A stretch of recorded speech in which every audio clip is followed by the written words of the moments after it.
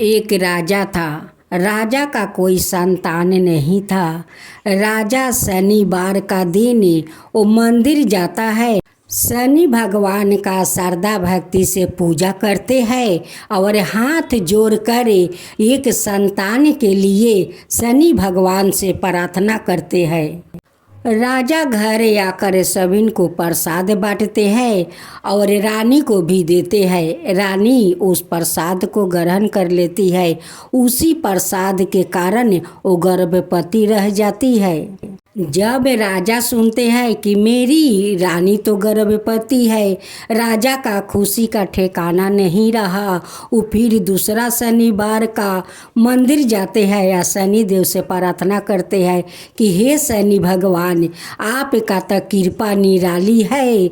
आप तो मेरे रानी को गर्भवती बना दिया।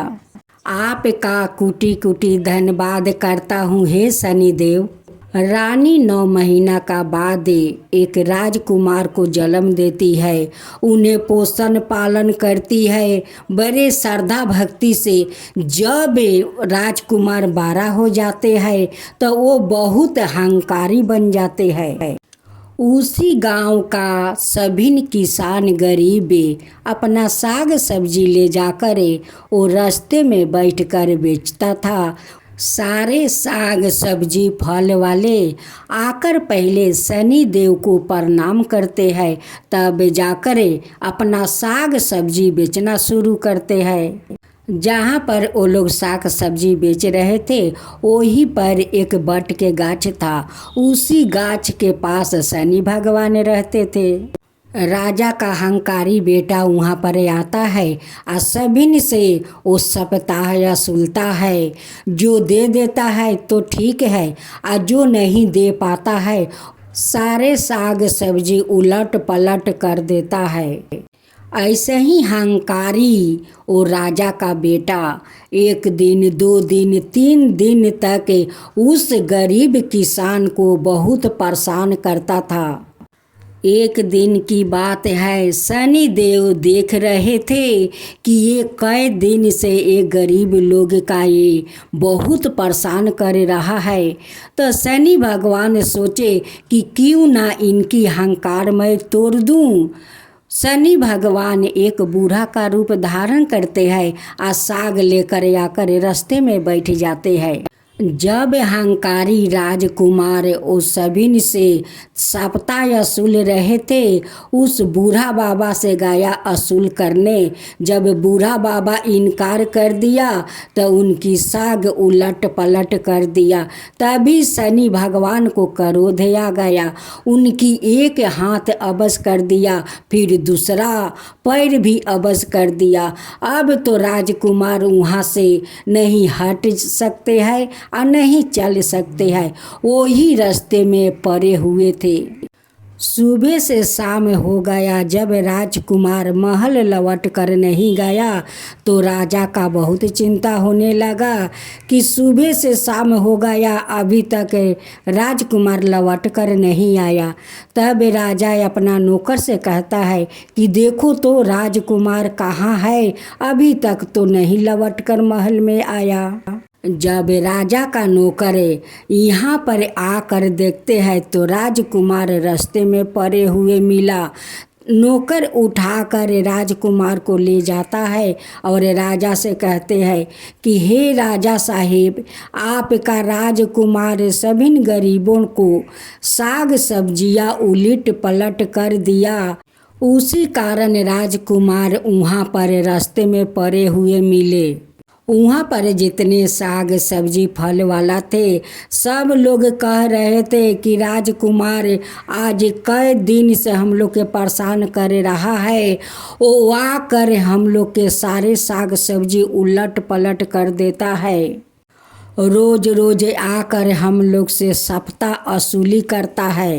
राजा कहते हैं कि इसके बारे में तो मुझे कुछ पता नहीं है कि मेरे राजकुमार गरीब के साथ ऐसा व्यवहार कर रहा है, मुझे तो कुछ पता नहीं है।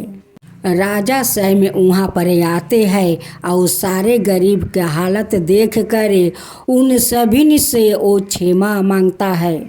राजा शनि भगवान के सामने जाकर हाथ जोड़कर कहते हैं कि हे शनि देव, जो हमारा राजकुमार जो अपराध किया है उसके लिए मैं आपसे क्षमा मांगता हूँ, क्षमा कर दीजिए हे शनि देव।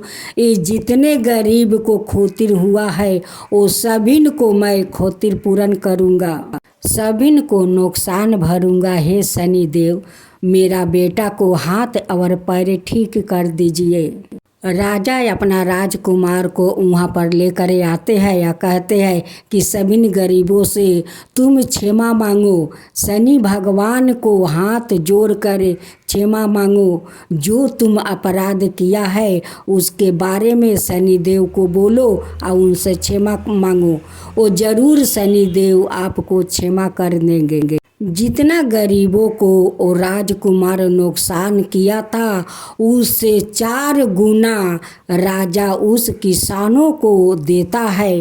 कहता है कि आप लोग यही पर बाजार लगाना, साग सब्जी बेचना, आज से कोई आप लोग का कोई नहीं सताएगा, नहीं मेरा राजकुमार आएगा और नहीं सताएगा। शनि भगवान से राजकुमार क्षमा मांगता है, कहता है कि हे शनि देव, अब ऐसा काम कभी नहीं करूँगा, कभी गरीब को नहीं सताऊँगा, उसे मैं उन्हें बाजार कराऊँगा, उन्हें खुद मैं दूँगा, लेकिन हमारा हाथ और पैर ठीक कर दीजिए। उनकी बात सुनकर शनि भगवान को दया आ जाता है। शनि देव उनकी पैर और हाथ ठीक कर देते हैं।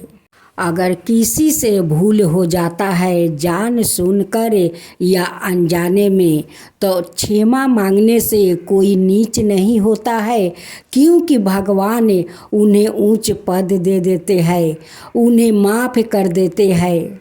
राजा होकर इस गरीब से आकर क्षमा मांगा, शनि भगवान उन पर प्रसन्न हो गए, उन्हें क्षमा भी कर दिया, उनकी राजकुमार को हाथ पैर भी ठीक कर दिया।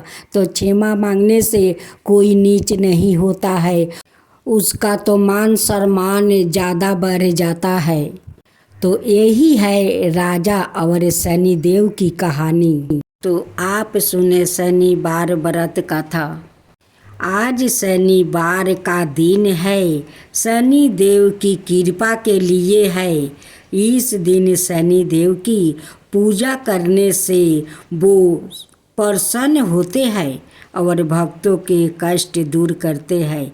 जिनकी कुंडली में शनि दोष से शनि की 7.5 या चाढ़ा होती है, उनको शनिवार का व्रत करना चाहिए और शनिवार व्रत गाथा पढ़नी चाहिए।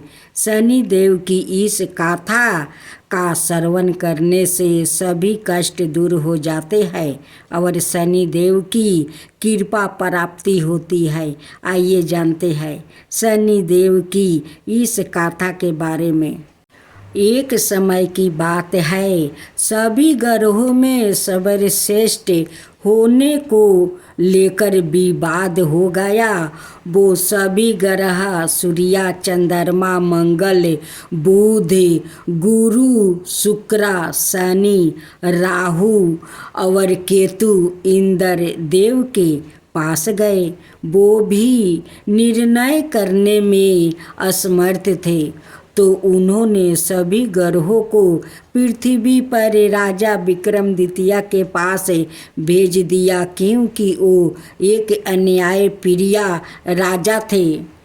सभी ग्रहों राजा विक्रमादित्य के पास पहुँचे और अपने विवाद के बारे में बताया।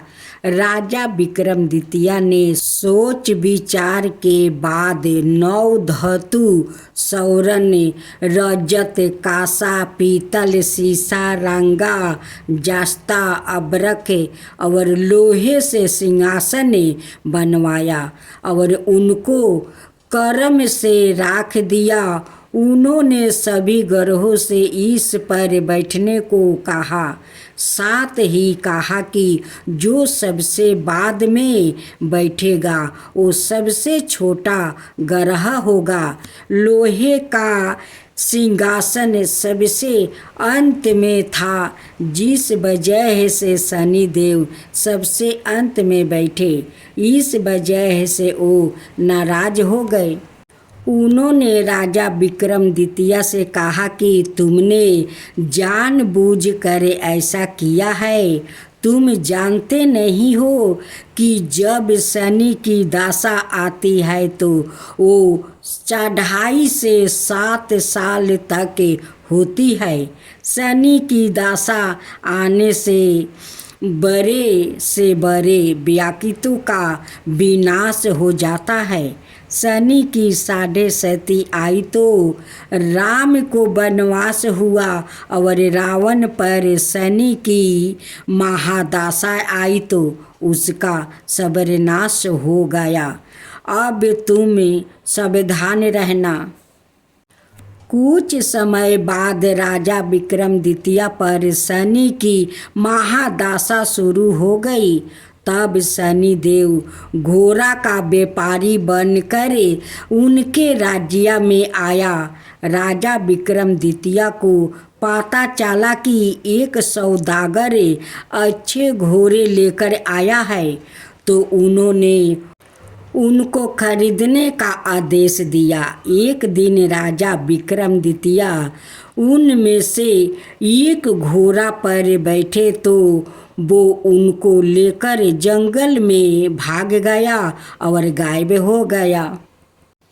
राजा विक्रमादित्य का बुरा वक्त शुरू हो गया। भूख प्यास से वो तड़प रहे थे, तो एक ग्वाले ने पानी पिलाया तो राजा ने उसे अपनी अंगूठी दे दिया।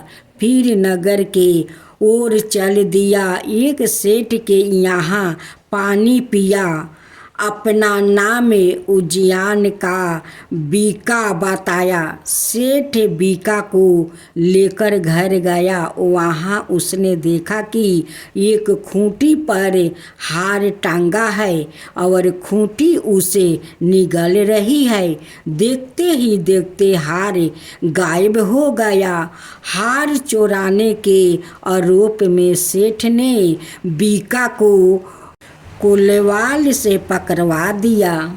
वहाँ के राजा ने बीका का हाथ पैर कटवा दिया और नगर के बाहर छोड़ने का आदेश दिया। वहाँ से एक तेली गुजर रहा था।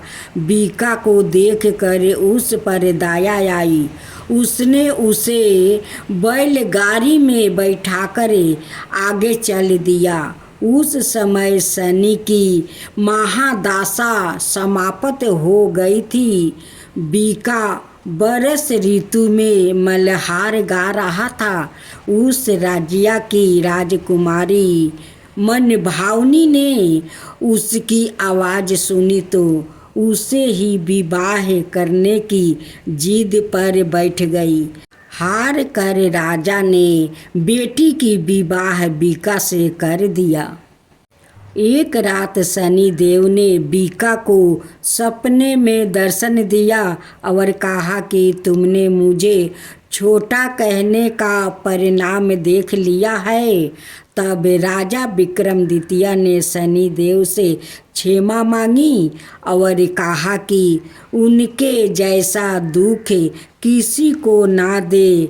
तब शनिदेव ने कहा कि जो उनकी गाथा का श्रवण करेगा और व्रत करेगा उसे शनि दशा में कोई दुख नहीं होगा।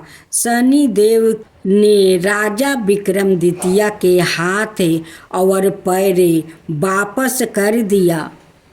जब सेठ को पता चला कि बीका तो राजा विक्रमादित्य है, तो उसने उनका आदर सम्मान अपने घर पर किया और अपनी बेटी श्री कुंवारी से उनका विवाह कर दिया। इसके बाद राजा विक्रमादित्य अपनी 2 पत्नियों मनभावनी और श्री कुंवारी के साथ अपने राज्य लौट आए, जहाँ पर उनका स्वागत किया गया। राजा विक्रमादित्य ने कहा कि उन्होंने शनिदेव को छोटा बनाया था, लेकिन वो तो सर्वश्रेष्ठ है। तब से राजा विक्रमादित्य के राज्य में शनिदेव की पूजा और कथा रोज होने लगी।